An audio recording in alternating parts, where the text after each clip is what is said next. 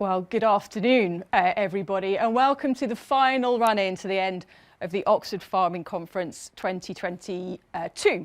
I am here to present this final section on the Oxford Farming Conference report, and I'm thrilled to be joined by the lead author of the report, as well as two distinguished speakers to give their reflections on the report itself and the recommendations. Now, we've heard a huge amount over the last 3 days around carbon and the future of our landscapes as we change from a common agricultural policy system to something where private markets have much more of an influence over how land is organised and what the primary functions of it are. The idea for this report came from a simple conversation that I was privileged to have between a landowner and a tenant dairy farmer on the same conference call, where the landowner was saying, this carbon thing, this is going to be really interesting because, you know, it's our carbon, it's in the soil. And the tenant dairy farmer was saying, well, this carbon thing is going to be really interesting. We're going to be paid to manage this. But actually, my dairy company is asking me to manage this stuff too. And it was that simple conversation that made me realise that we had a real tension here to understand how these ideas of natural capital are organised and protected and invested in at farm level. And it was something we urgently needed to think about in terms of being able to give advice and being able to develop these markets, develop the governance systems that sit around these absolutely critical issues. I was thrilled that the Oxford Farming Conference Council agreed to back this report, something that we've done for many years before but hadn't done recently. Really equally thrilled that my employer Savills and also WWF Tesco partnership agreed to sponsor the report, and we've engaged Green Alliance to write it, and it's now available online, and hopefully somebody organised behind the scenes will now post some links to it as well. Dustin, Benton, the lead author, policy director at Green Alliance, is here to give a very short presentation on the findings of the report. And then I'm really pleased to be able to welcome Tanya Steele, who's Chief Executive at WWF UK, and our very own Minette Batters of the NFU to give her reflections on what the report might mean for the future. But to start with, Dustin, if you would like to get ready to start your presentation, it's over to you. Thank you. Well, thank you very much, and it's a pleasure to be able to join you all here. Alas, virtually, I'd love to be in Oxford in person, but we will make do with what we can. I'm going to talk through very briefly some of the key points from the report. I guess I start from the idea that wherever you are, we're asking more from the land. These days, we want more than just food, we want natural capital too. That's carbon removal and nature restoration. We're talking about this in the UK perhaps a bit earlier than other places, but this will become a global story. Now, all other things being equal, higher demand has an upside, right? New money for new services that land can provide. New money is always welcome, but I don't think this is going to be a free lunch. And that's because the livelihoods and character of today's countryside reflect common agricultural policy and its focus on producing more food. And tomorrow's countryside will look different as both government and private companies invest in natural capital. So change can create conflict, might well create conflict here. And I'll talk through what that battle for control over how we define and manage this natural capital might play out. So our report focuses on the private carbon market as it's probably the largest and the fastest growing. This graph shows that it could be worth about £1.7 billion per year at a carbon price of around £50 per tonne.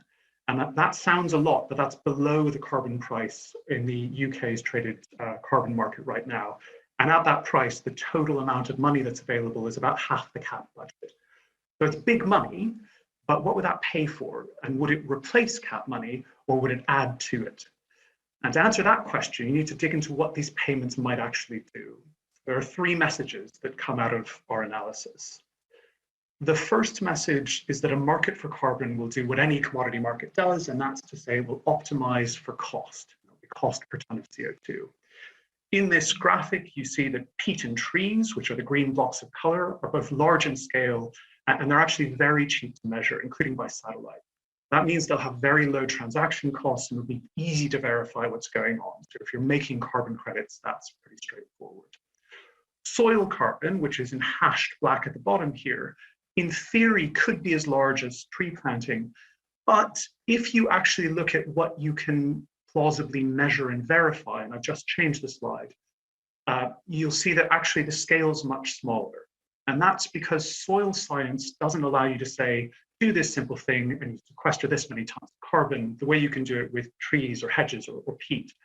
Soils vary a lot. They vary by farm, they vary by field. And that means that soil carbon sequestration is going to have high costs for transactions and high costs for verification. This is a challenge that policy needs to solve and governance needs to solve if we want all parts of natural capital to play their part. Now, the second message I've got is that relatively low carbon prices make large-scale change in farming possible. This is a complex graph, so I'll just briefly describe it. You've got carbon price on the y-axis here, and that's how much you'd need to cover the income forgone for farming in a different way, or perhaps stopping farming to do some carbon credit stuff. And on the x-axis, you've got a range of different farm types by income. The size of the icons matches the size of the carbon removal. So those small dots that you can perhaps barely see there, they're on-farm carbon measures, conservation agriculture. The triangles are mostly off-farm, or we are changing a field, for example, from pasture to trees. And that's in dark green for peat and light green for tree planting. The first thing that we noticed is that at £50 per tonne, farms making up to about £60,000 in farm income, and that includes subsidy, could just give up farming and switch to forestry. Now, I'm not advocating that. I'm just saying this is what the numbers show are possible. If you concentrate on the English uplands, you can see that marked on the left-hand side of the graph here, where farm incomes are very, very low. Planting conifers is as profitable as farming, including subsidy, at a carbon price of between £3 and £10 per tonne, sometimes lower. And that's because some upland farmers have shockingly low incomes. If you wanted to do peat restoration or broadleaf woodland, perhaps that's better for nature, that rises to about £30 per tonne. That's a lot more, but it's still pretty cheap. So there's an opportunity here, an opportunity for landowners, for carbon credit purchasers to choose, but it all depends on how we govern it. What surprised me the most, though, was the fens. Now, we thought it would be really expensive to change land use in the fens to stop soils from emitting carbon, but because peat soils emit so much, it only costs around £35 per tonne of carbon to, if a farmer wanted to switch from growing crops to restoring wetland. And that's quite surprising. That says that this could move very quickly if private carbon markets aren't governed intelligently. So that brings me to my third message, and that is how we govern natural capital will determine where the trade-offs happen, and who benefits and how we all manage. So in the uplands, you can imagine restored areas of peat adjacent to new biodiverse woodland, with today's farmers raising livestock, pastures between and in the forest itself. That could easily be paid for by a combination of government and private natural capital payments. In the fens, you can imagine a network of much more sustainable farming and restored wetlands, new money for carbon and nature, boosting incomes. That's all absolutely possible, but it's not the default. It all depends on how you govern it. So to work that out, we've imagined 4 scenarios about how we might govern natural capital. Again, I'll walk you through them quite quickly. The first scenario is a free-for-all. It's closest to the situation today. Private companies and landowners trade carbon credits for cash. There's loads of freedom to innovate, but the magic metric is cost per ton of carbon, and that probably means mixed conifer woodlands in the uplands, and some of the fens get to be wetted. The winners are large landowners because they've got the lowest transaction costs. Scenario 2 is almost the opposite of that. It's where we decide that uncoordinated conversion of land, whether because we're worried about food production or rural culture or nature, that's not allowed, and so government steps in. It bundles carbon credit income up with nature payments, it strategically plans, it funds projects that deliver multiple outcomes for communities, for nature and carbon. It would absorb lots of the transaction costs, so small farmers and soil carbon could probably play a bigger role. But in this scenario, the government has an awful lot of control, and I think that makes the scenario a bit less likely. Natural capital would still be owned by landowners, but in practice, the state would determine its value and where projects happen. Of course, in any scenario, those decisions will have to be made, but in this scenario, it's the government making those in a very open, very overt way. And I think that's probably politically unattractive. So that brings me to scenario 3, which addresses the same problems, but sees government steer things less overtly. Here, the private market would lead and government would project what it's going to do and then offer some top-up payments to fill the gaps, but it wouldn't do any spatial targeting. So government might say, well, conifer woodlands are profitable in the uplands, they can be paid for by private money. We'll offer a top-up payment to incentivize landowners to instead, for example, plant broadleaf, perhaps have some grazing in there for nature conservation reasons. This scenario probably puts the Treasury in control because it's all about public spending. Broadleaf woodland is perhaps half, sometimes as low as a 20th as profitable as conifer. So value for money calculations are going to dominate in this, and the cheapest locations still probably win out without any kind of spatial framework. And the final scenario, scenario 4, is where the carbon credit markets fail. Maybe credits are too much of a hassle, they're too expensive, they're too uncertain, they're not believable. So companies and perhaps even government just buys up land, and that is the way you secure control over the natural capital. Now, land prices are starting to rise, so perhaps that suggests that's beginning to happen. And you can imagine as basic payments are withdrawn, farmers in less favored areas that depend most on subsidy might find selling their land the most economically rational thing to do. I'm pretty much out of time, so I'm just going to finish very briefly by saying 2 things. We haven't selected the best scenario. We're not trying to do that. I just want to touch on 2 recommendations that are really important. I've got 3 here. The first is we desperately need a rural land use framework, and you've heard this throughout the conference.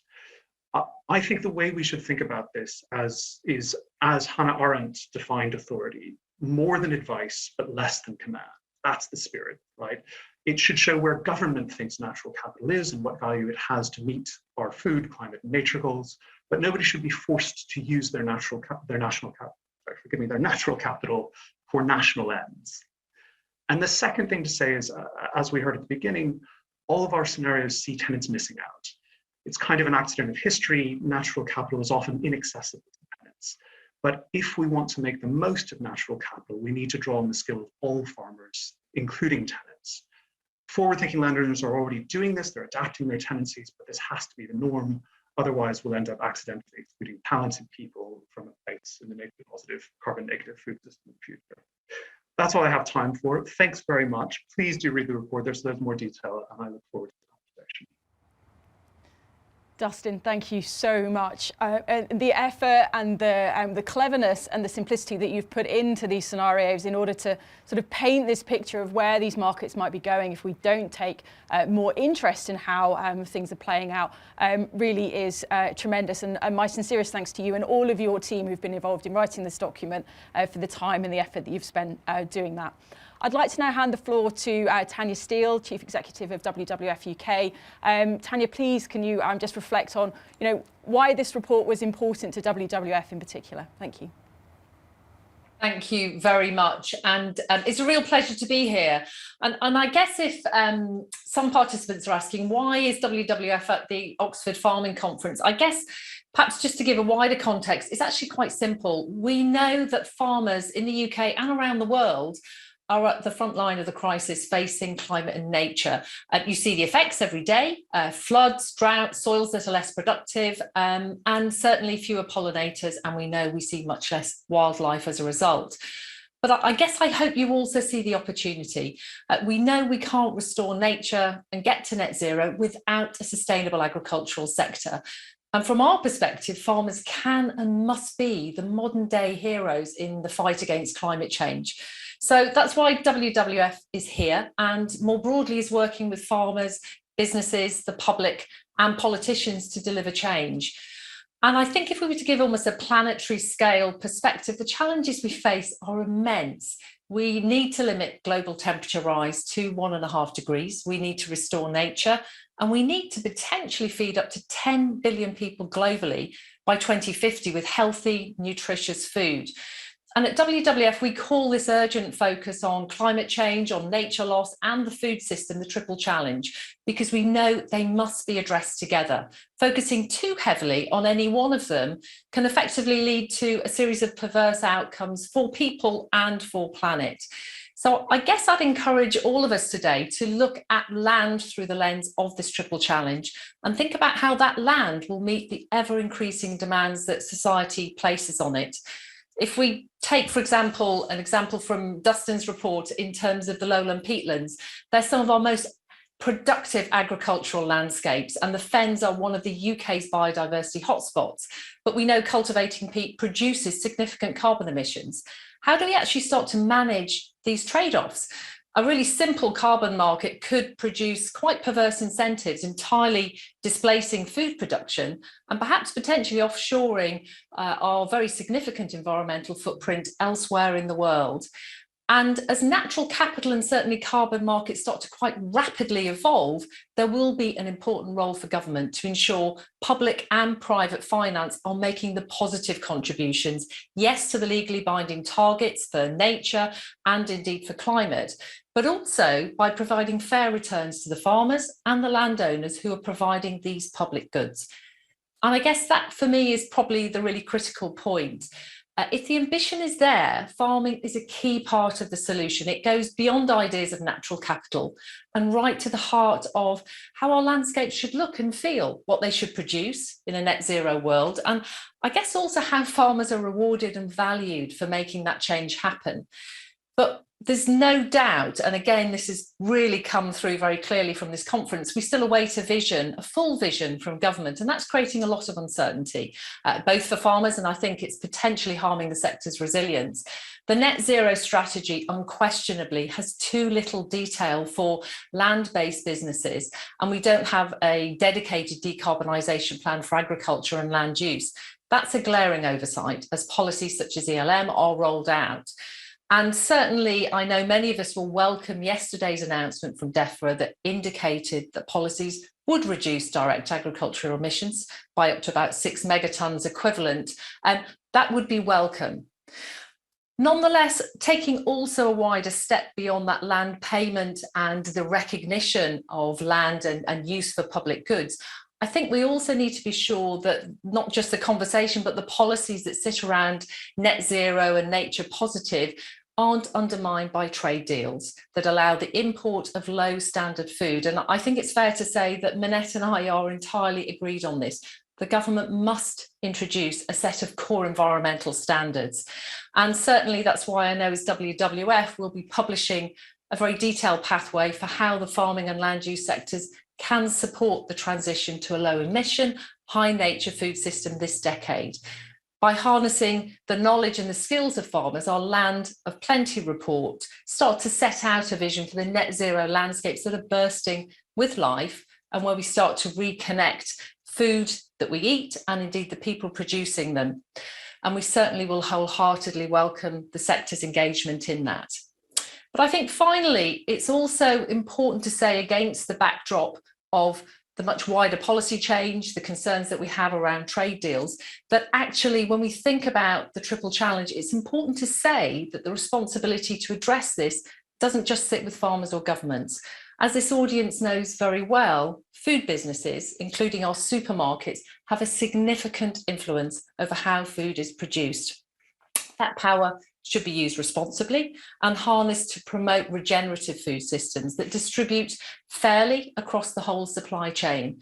At COP26, the recent climate summit, we were really delighted to announce that our partners Tesco's and M&S, along with Co-op, Sainsbury's and Waitrose, signed up to WWF's basket metric. This is to halve the environmental impact of the average UK shopping basket by 2030. The basket metric is a very exciting tool and we'll be using it to hold the whole food resale sector to account for its impact on climate and nature too.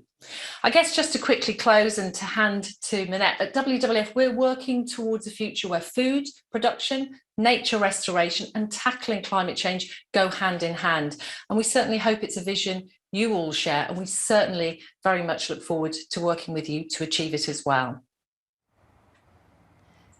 Tanya, thank you so much for your thoughts and words, and for also the support that WWF is showing towards this report, and hopefully also towards the conference and the industry as we face these momentous challenges ahead of us. Minette, turning to you now, the magnitude of these forces that are driving some of these changes that sit behind what we see every day as sensible farming decisions and these very practical thinking and business planning that we're all trying to do as we face this sort of time of policy change. It terrifies me, just trying to make sense of it all and trying to provide sensible advice to businesses as to how they react to these challenges. What do you think? Are you optimistic, reflecting on the report? How can we make sure that every farmer is included in this transition to a net zero, nature positive future? Emily, thanks so much. And just a quick word on why many of you are probably wondering what I'm wearing. I've run out of heating oil, so it is bitterly cold and hence being dressed for the Arctic. Look, I feel I lead the NFU at a time of unprecedented change. I hear a lot of people talking about once in a generation. Forget once in a generation. This is straight back to 1947.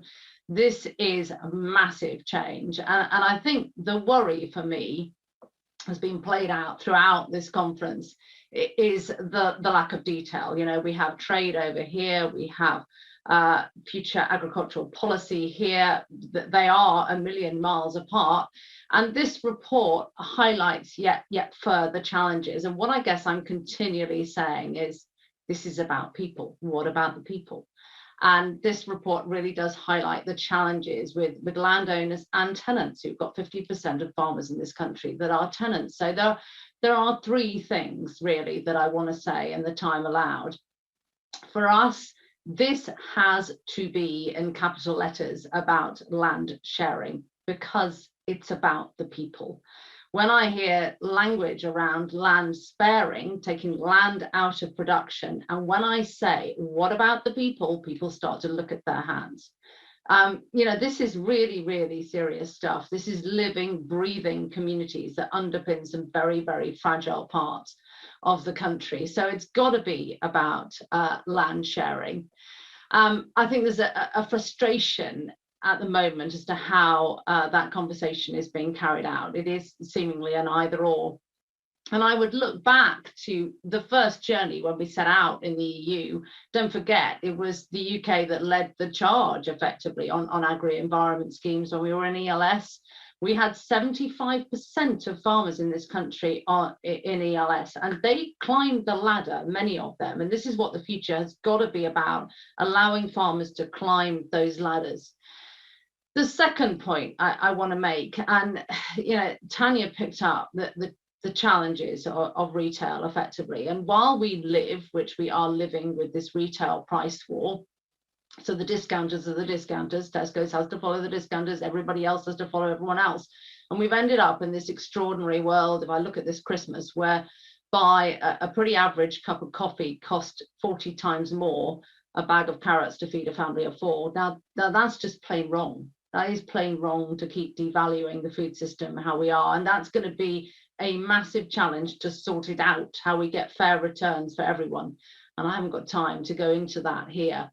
But the new innovations, the new technologies that are coming online, this is going to play the most massive part. And when I look at what the likes of Phil Pearson are doing, developing the packaging now out of the tomato vine, when I look at the opportunities for biodegradable latex made from milkweed, agriculture really is going to, if it's allowed, lead the next revolution. So the revolution that allowed everybody to lead service-based lives, urban-based lives, agriculture can provide all of those solutions to where we need to go to, if it's allowed, if we can excite our political partners into the opportunities that are out there. I always remember 2019 was when I laid down the gauntlet that farming is art. We can achieve net zero by 2019. And saying to Michael Gove, what do you think?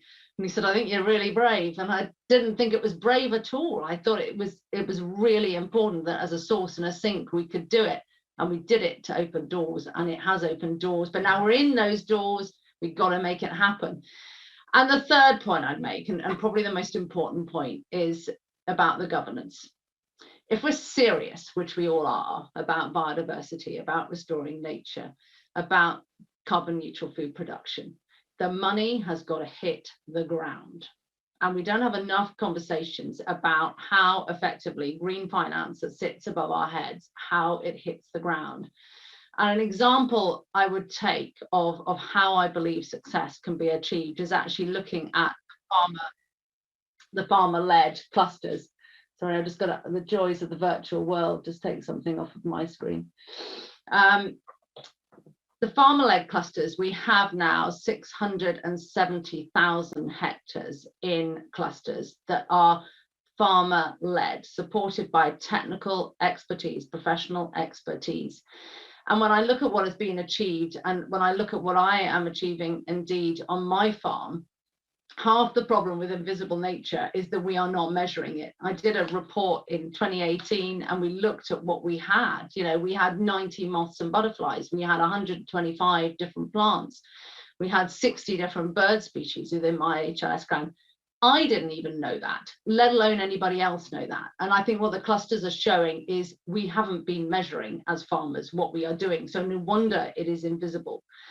So that is one part. But we've got to develop these new trades. So it's not just about the opportunities around carbon going forwards. It is about biodiversity. It is about water quality. It is about working at massive, massive scale. And when I look at what we've done with the food system, where we've let the power creep out of our hands, where farmers now take less than 8% out of the value chain, we've got to have an opportunity to reset this. And if we let these markets escape from farmers, we are going to regret it forever and a day. That money has to hit the ground, and these future trades have to be farmer-led and farmer-owned. And farmers are the only working conservationists we have. We cannot, no matter what anybody thinks, we cannot do it any other way than through the farmer, because they are the ones, 70% of the country is a farm landscape. And whether they're a landowner, whether they're a tenant, we've got to have a fair approach whereby all of these farmers can develop these new trades. And if we can get to that point, and one of the frustrations I face is, I usually get 5 minutes on the Today programme or here, and I'm saying I need 24 hours to get these points across. But one of the frustrations that I have is that we focus so much on what is not working. And there is so much that is working so well. And there is so much energy, enthusiasm out there to lead this change. And this cannot just be a change for the UK. If we can set these new trades up, if we can deliver the world of sustainable food production, what Dame Ellen was talking about, circular economies, better resource use efficiency, all of those things, we can drive a global change. And that is really what climate smart agriculture is about. And we have the opportunity to lead that charge. So I welcome the opportunity, Emily, to be here today. And I look forward to these discussions. But, you know, farmers are the solution. They are the solution to so many of the challenges that this world faces. And this point around finite resources, we can change all of that. We can grow it, whether it is fibers, green energy or food. We can grow it on the earth and we can make those changes. So let 2022 hopefully be the start of that and better political understanding of what we have to offer. Thank you. Absolutely. Minette, thank you so much. I mean, you've painted a really good picture there of the scale of the challenge that we face. The purpose of the report was really to be very forward-looking. It's to be proactive. It's to think about the kind of things that we now need to really apply as we move into the next year of thinking. As we lose one scheme and we think about these markets developing, it's enabling us to have better informed conversations.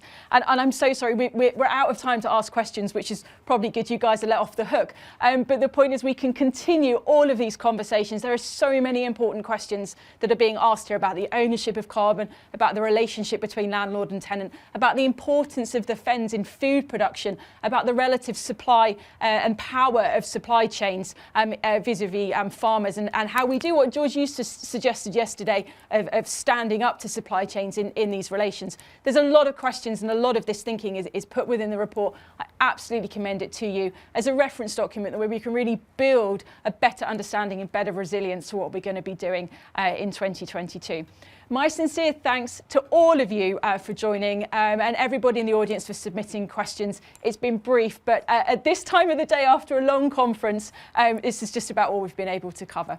So that's it from me. And my thanks again to the panelists and to the audience.